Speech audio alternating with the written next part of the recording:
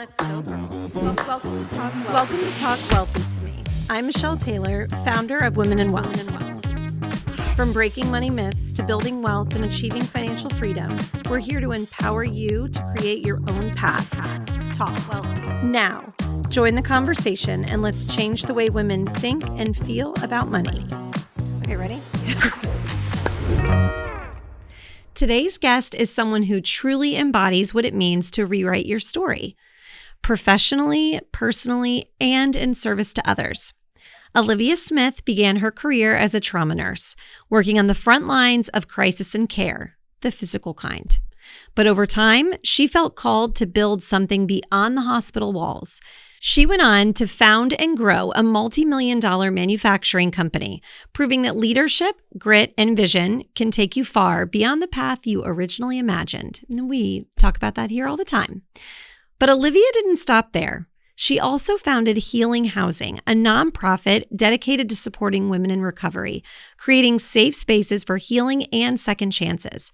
And through her consulting company, Write a New Story, she now works with CEOs and leadership teams to strengthen communication, develop stronger leaders, and help organizations create healthier and more impactful cultures. Across every chapter of her life, from healthcare to entrepreneurship to nonprofit work, Olivia has followed one consistent passion: identifying problems, bringing solutions, and shining light into some of life's darkest places. She's also a wife, a mother of 2 grown daughters, and a grandmother to 5. So she brings not only business wisdom, but a deeply human perspective on leadership, legacy, and of course, what it really means to build a life that matters. And so, without further ado, let's get into it. Hi, everybody. Welcome back to Talk Wealthy to Me. I'm Michelle Taylor, your host, and today I am joined by Olivia Smith, and you all are in for a treat. So I'll let her do the honors. Olivia, thank you for being here with us, and tell everybody what you're up to and a little bit about you. Well, thanks so much. What an honor it is to be on the podcast, and I'm so proud of all that you've done, and the focus on money, women and money is such a critical topic. So good for you. Thank you. My background in a 60-second blurb would be I went from, started out as a trauma nurse and turned into a stay-at-home mom, turned into an entrepreneur. I built a 7-figure gift manufacturing company, which was quite a departure from nursing. Yeah. And then I started a nonprofit, did some volunteer work at the women's prison, which led me to start a nonprofit called Healing Housing, which is for women in recovery from addiction. So that led me then to start a consulting company, which is what I do now. Mm-hmm. So sort of a theme of trauma has run all through my career and is kind of an interesting, kind of ties everything together.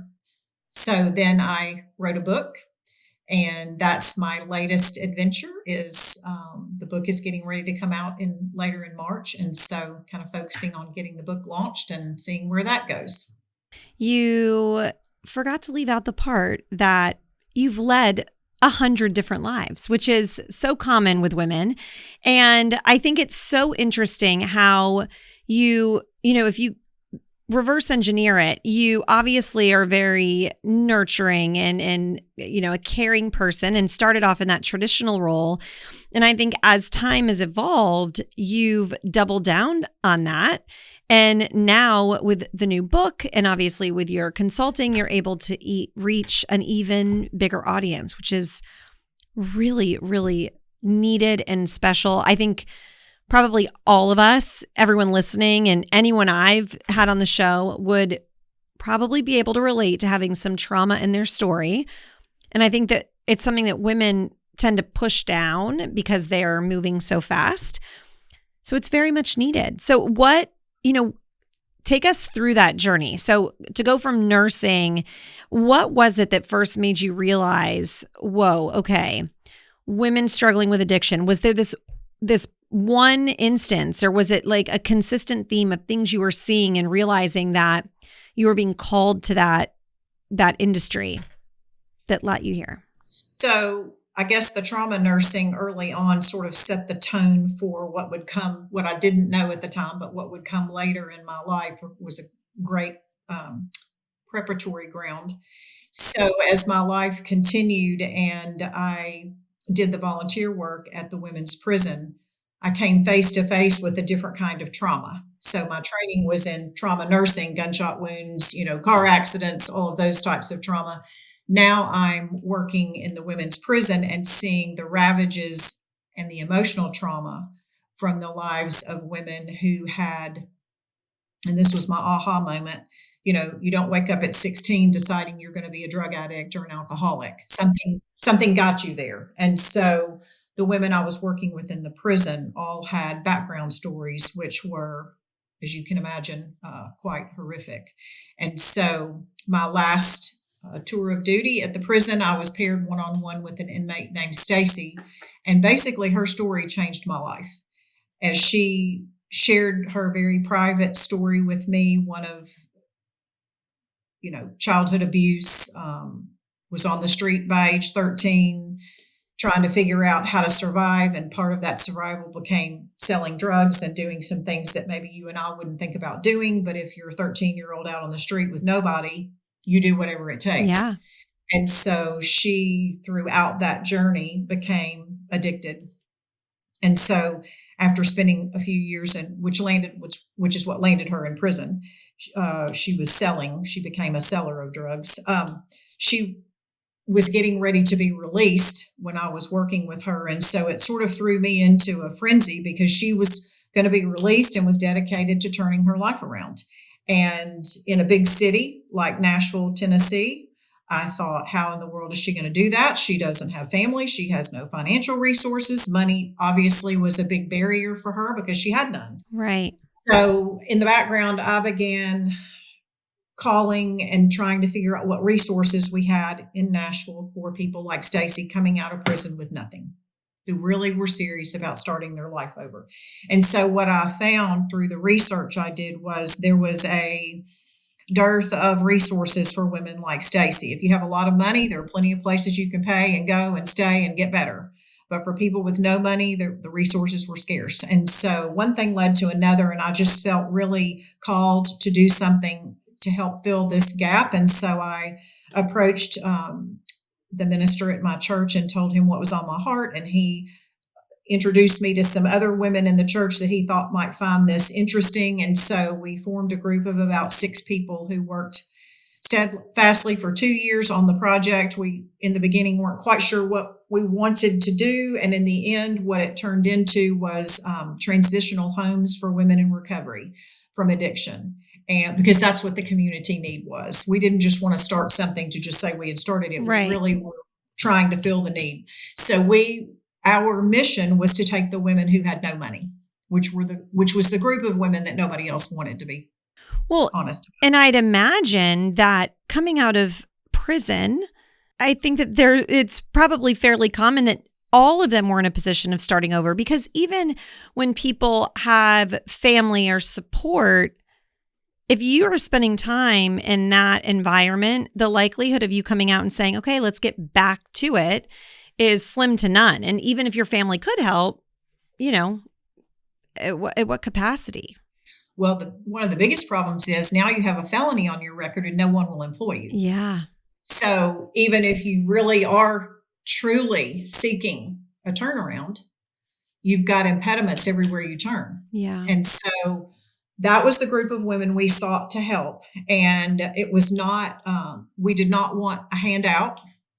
We wanted a hand up, and we wanted to encircle them with supportive programming that would ensure that once they went through our program, they would not come back. They would be able to relaunch and be productive members of society. And so in 2017, we opened the doors to healing housing. And to date, we've had over 300 women come through the program. And we're seeing mothers reunited with their children. We're seeing marriages restored. It's been an amazing experience. But I think the trauma piece, the real, and if people don't remember anything else, it's that watching the trauma of these women whose, like I said, whose stories are horrific, from childhood trauma, watching them be able to face that. Number one, face that without the drugs and the alcohol. So now you're ripping all their coping mechanisms away and you're saying, okay, now face all your problems and you can't have any crutches. You have to do this all on your own is scary and hard. And so one of the first things we did was we pay our nonprofit pays for therapy. They all get individual and group therapy.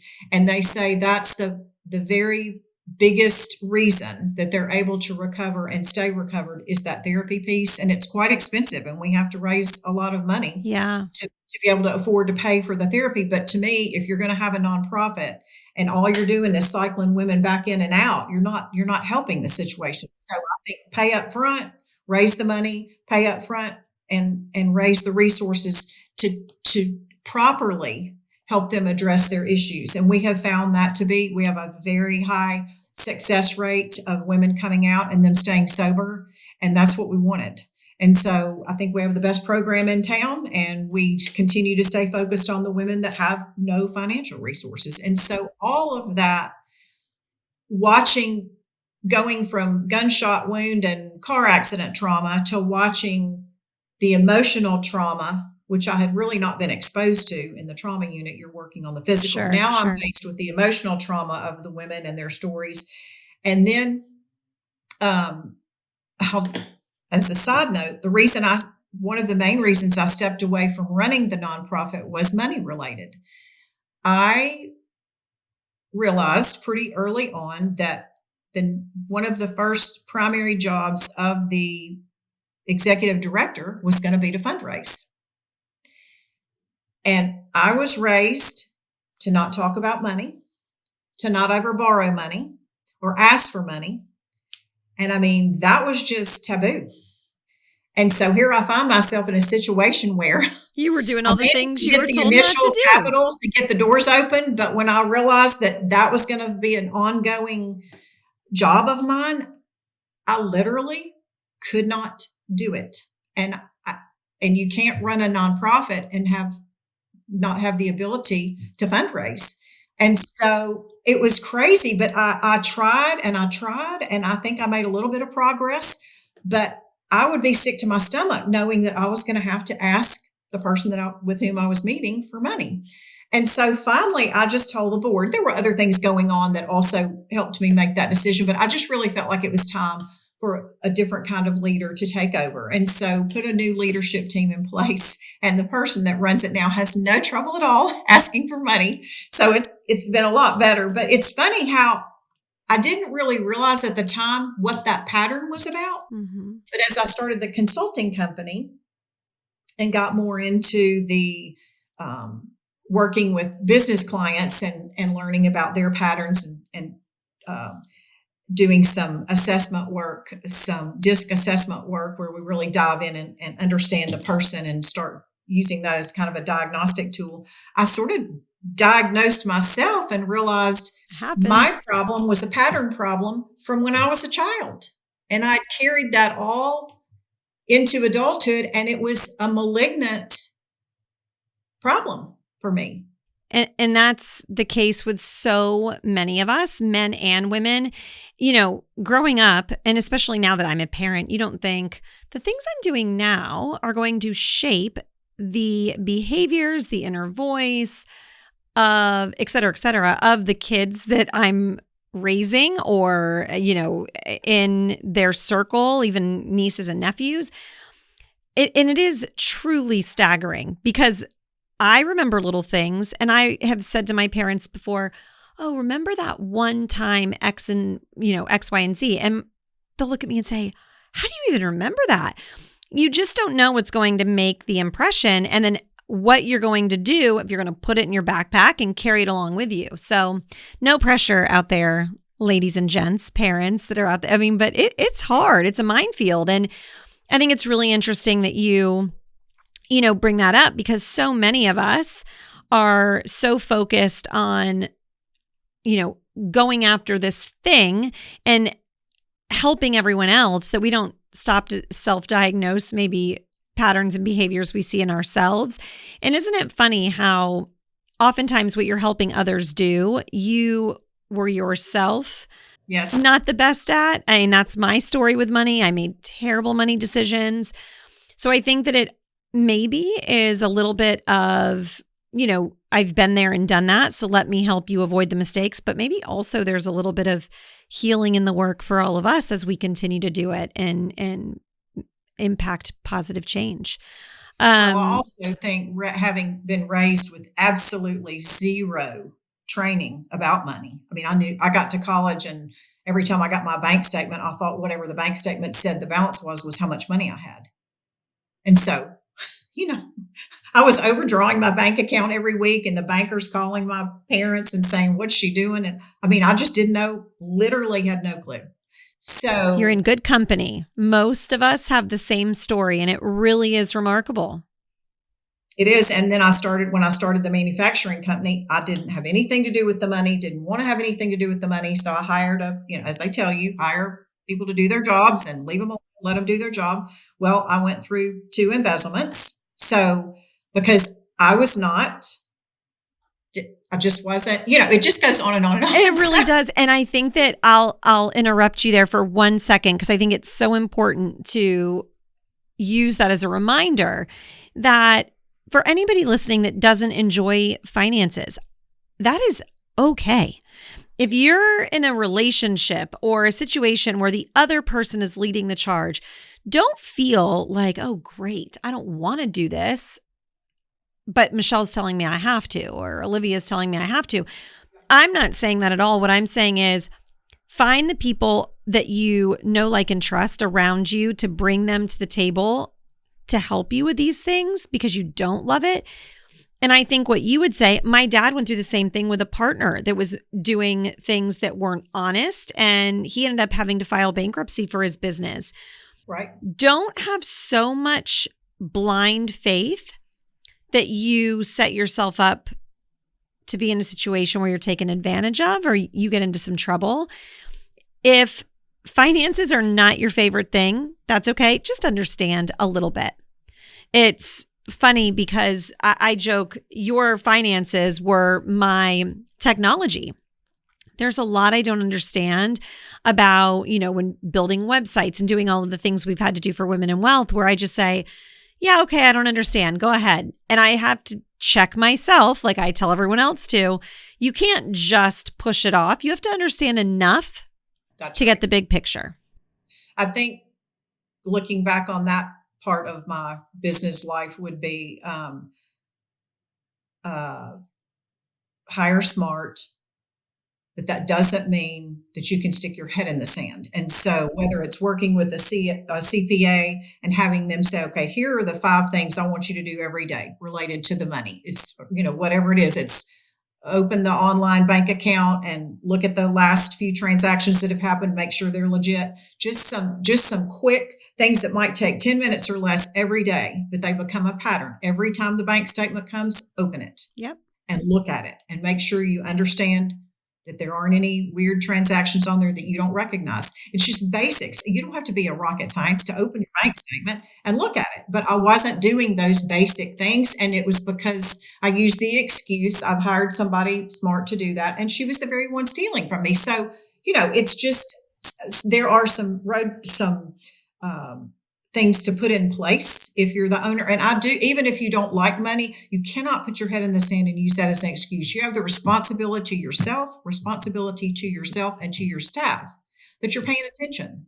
You don't have to understand everything. You don't have to know how to read a P&L and a balance sheet, but there's some basics that you should absolutely take responsibility for. Sure. And even, I'm always a big fan of being very transparent, even with my own shortcomings with things and lessons. And I just had this happen to me a month ago, going through a statement and saying, wait a minute, what is that? And it was a double chart. No big deal. But I had gotten a little bit lackadaisical on looking at things. And it's just gut checks, ladies. Just know what's happening in your quote unquote financial house, really any house, and just, hire the people, but make sure you understand. So, Okay, so you start this nonprofit and it is so fulfilling. You're seeing positive change.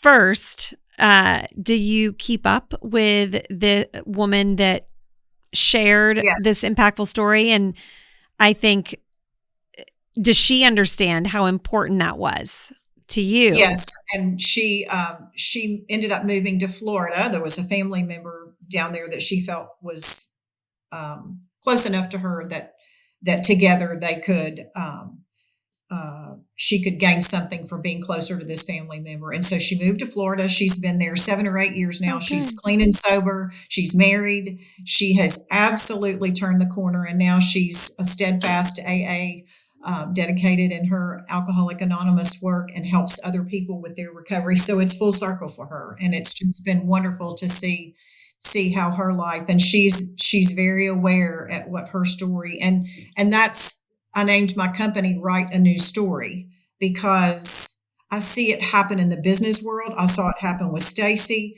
It's never too late to write the next chapter, to write a better chapter, to write a whole new story, which is what Stacy had to do. Isn't that empowering to think? When you wake up in the morning, I try and tell my kiddos that tomorrow is a new day. And it sounds so cliche, but truly your history or your history doesn't need to dictate what your future is. You can rewrite your story, like you just said, every single day. I mean, Right.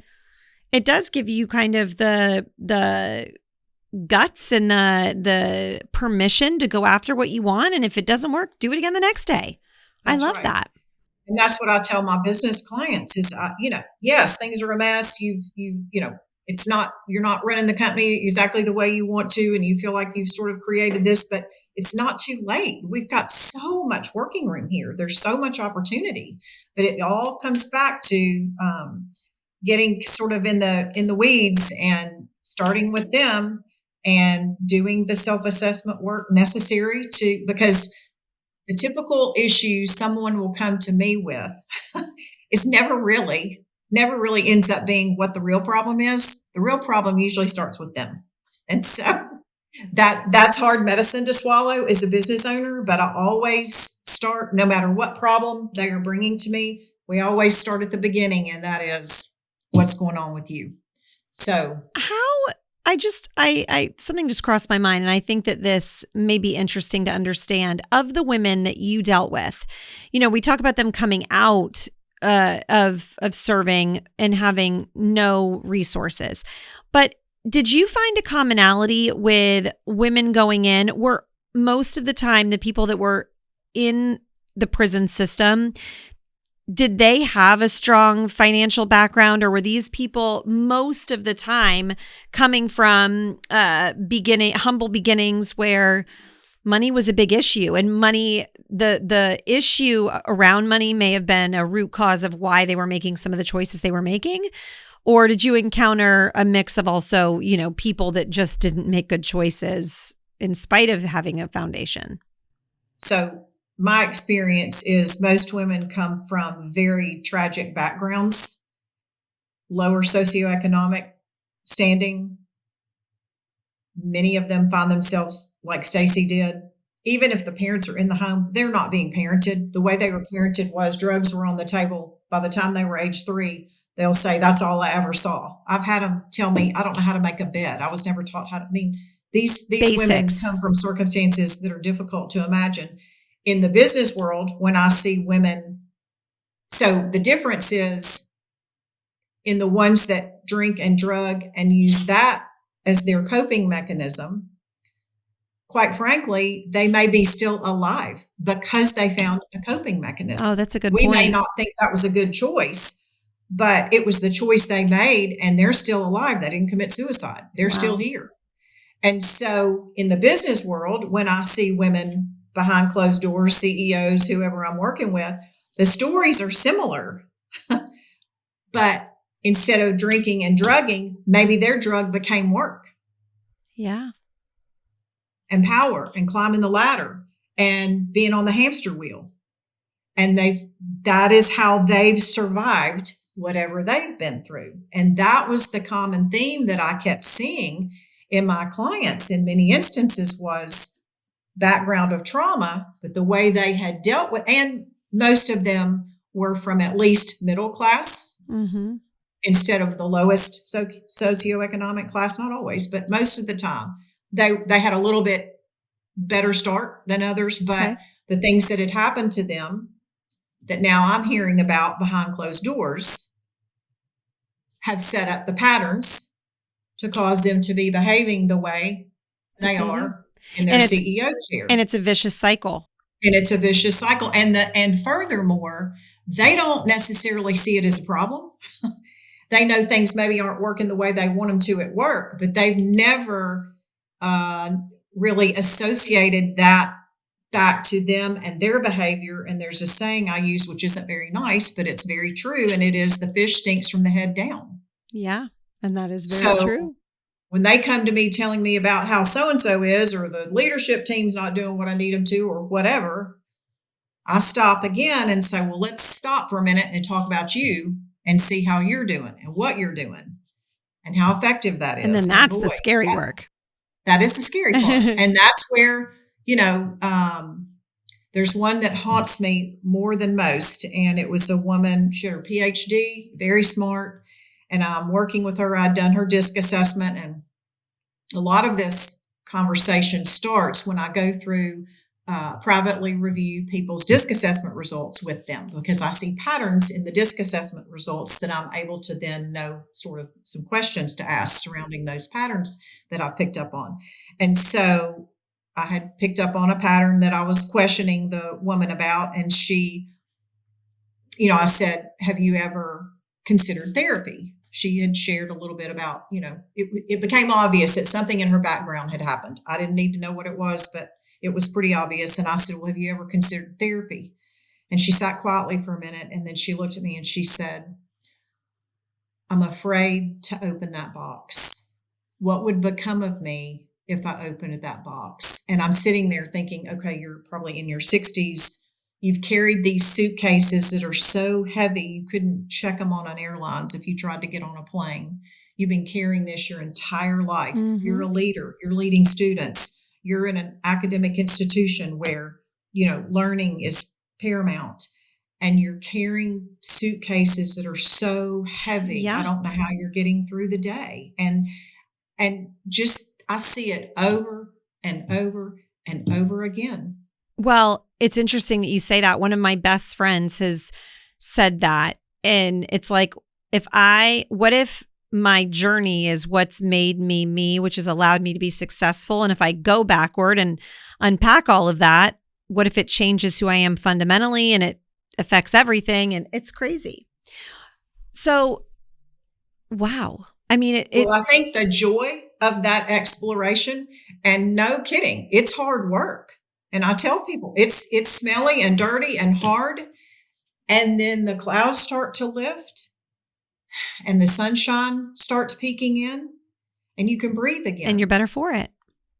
And you can get to a place where you can put what's happened in its proper place. You wouldn't be who you are today without it. That's right.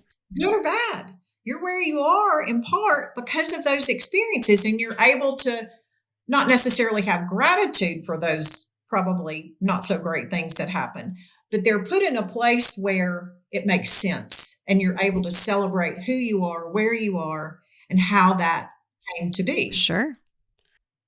And I think, and the suitcases can slowly but surely be a little less heavy. Yep. Okay. So now with that, it's a great spot for us to transition to, how did Olivia become who she is? What, when it comes to money and how you've approached money and what you're hoping to do different or better, what was that like growing up? Were you in a situation where it was talked about at the dinner table? Or I know that you said you didn't understand some things that a lot of people don't, but was it a taboo topic? Did you come from a family where money was a struggle and that kind of shaped how you approached it? Or tell us about that. I would say I came from a typical, World War II father generation. Yep. Money was not talked about. It was not a topic. And like I said, I hit college knowing nothing. Yeah. and all of a sudden had a bank account, and I mean, just had no clue about anything to do with money. I think I overspent the credit card, got into credit card trouble. I mean, it was sort of a disaster. And I got myself out of it, I will say, because I didn't want my parents to know. I always was a hard worker and always held down at least two jobs. And so through that, I guess I learned the hard way. It unraveled, and then I learned how to put it back together all myself. And ever since I learned to balance a checkbook, I carry a check register to this day and balance it to the penny to this day. Wow. And I will never let go of that habit, because that forces you to know where your money is. Absolutely. Wow. So I'm old timey. I keep a check register, and because sometimes the bank makes a mistake, and if you're not paying attention You'll and never writing catch down it. what you've done, how are you going to remember? Well, and at the end of the day, we talk about this all the time. It doesn't matter what works for others. You just have to find what works for you and stick to it. And I love that. I mean, and now in this world of, so much technology, there are things, I've gone from writing lists to iPads to like a Remarkable, and I'm back to writing lists. That feels good to me. Pen and paper. Yep. It implants it.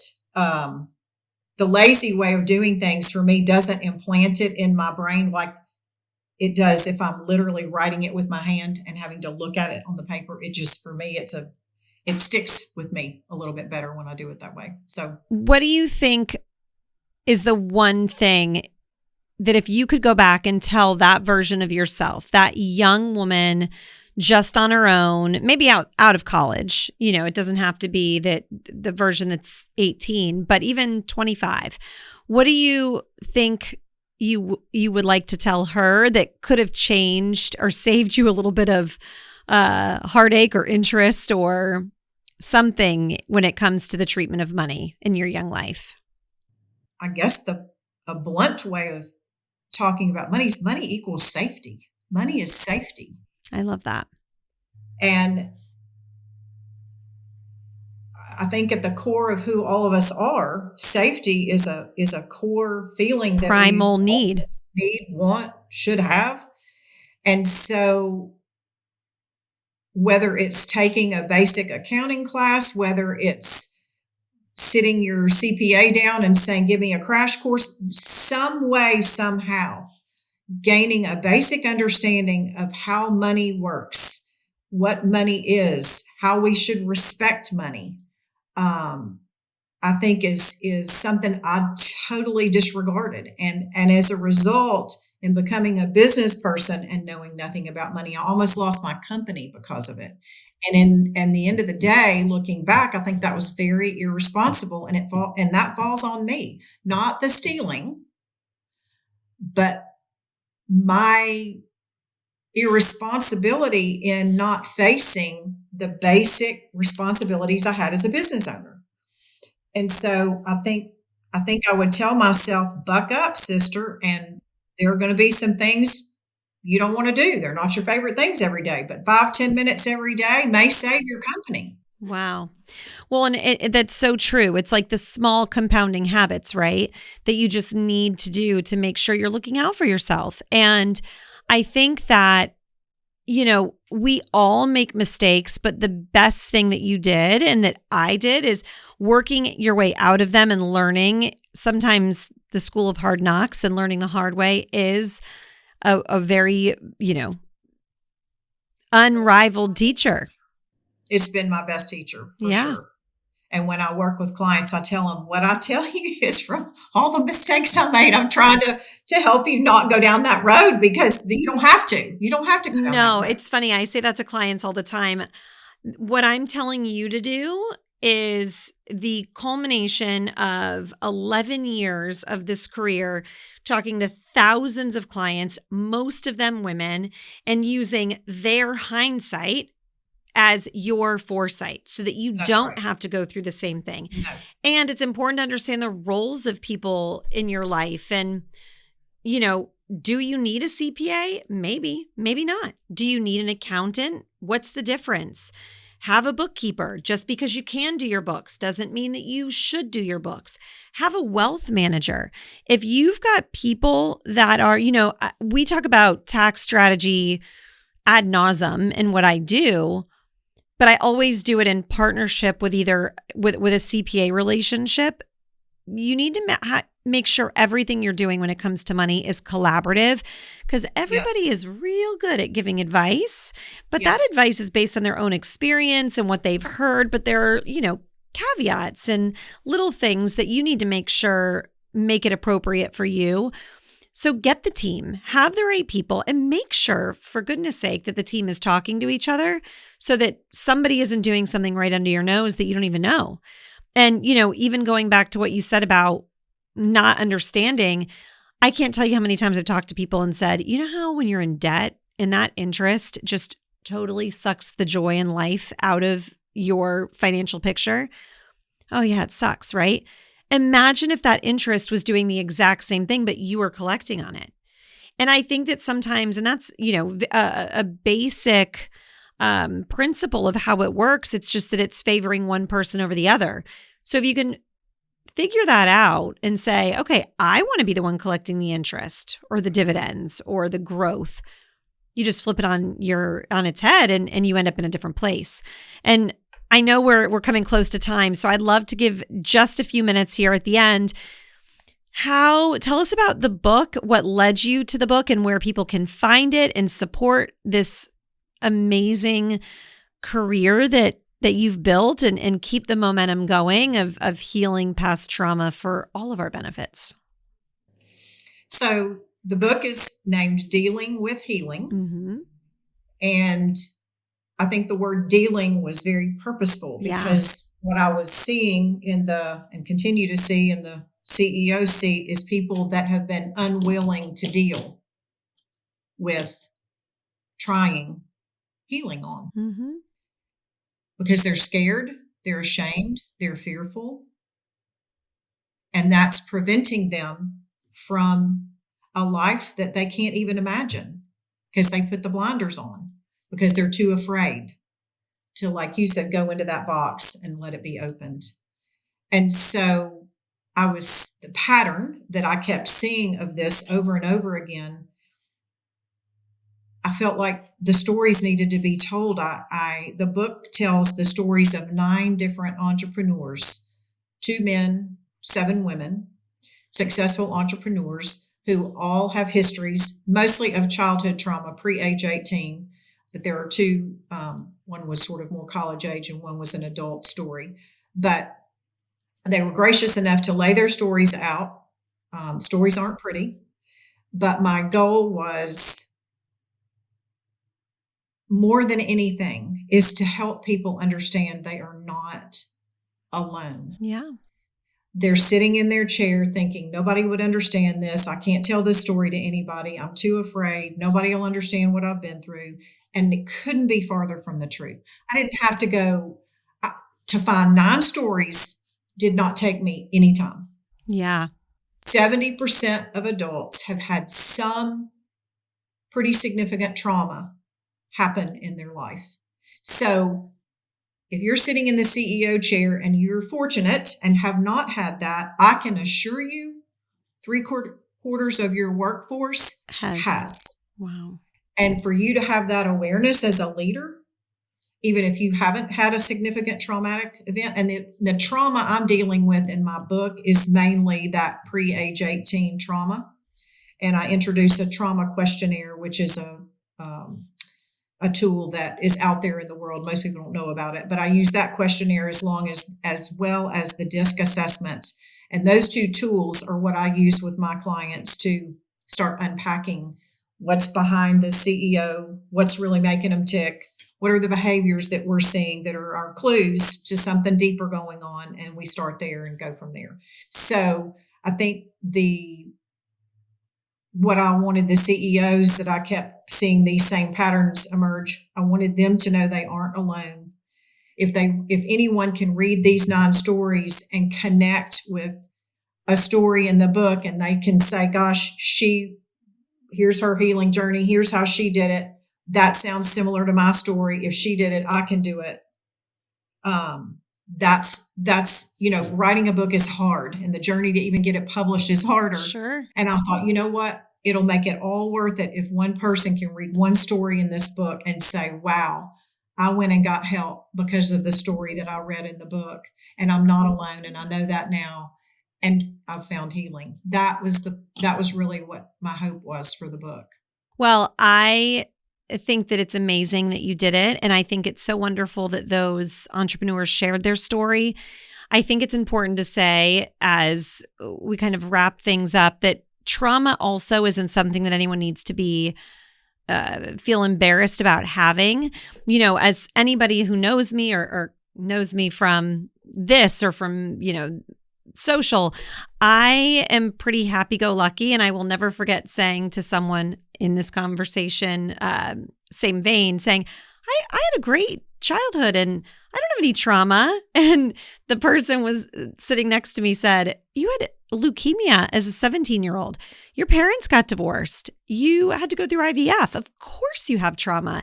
And I think that was such an eye-opening moment to think, just because it doesn't have me curled up in a ball at home doesn't mean it didn't happen. And I think a lot of us probably could benefit from it. So for anybody that is listening and, so empowered and curious about your story and want to continue to follow along, where can they best find you and then your book? Well, the easiest place is the website. It's writeanewstory.com. And the book is on there. Dealing with Healing is on there. And you can also go straight to Amazon and buy Dealing with Healing. But the website, and then I'm on social, Instagram, Facebook, all the typical places under Write a New Story.